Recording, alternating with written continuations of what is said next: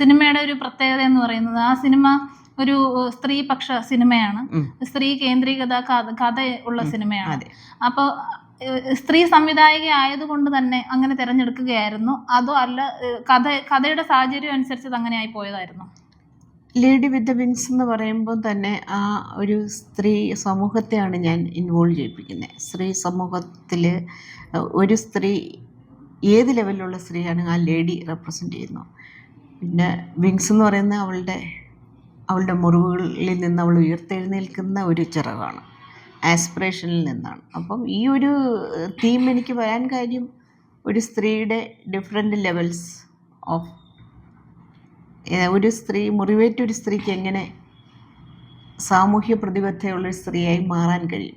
മുറിവേറ്റ സ്ത്രീകൾക്ക് പറക്കാം, ഏത് ലെവൽ വേണമെങ്കിൽ പറക്കാം ഉയർന്നു വന്നാൽ, അല്ലെങ്കിൽ ഒരു ഫീനിക്സ് പക്ഷിക്ക് പറക്കാം.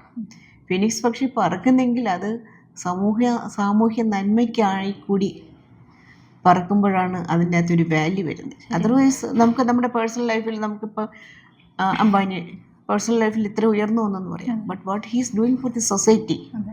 നമുക്ക് ഉയർന്നു വരുന്ന പല സിനിമകളും, ഈ അടുത്ത കാലത്ത് കണ്ട പല സിനിമകളിലും ഞാൻ കാണുന്നത് ഒരു സ്ത്രീ ആ മാനിപ്പുലേറ്റീവ് അല്ലെങ്കിൽ ടോക്സിക് റിലേഷനിൽ നിന്നും അവൾ പുറത്തു വരുന്നു, but she is living for her self.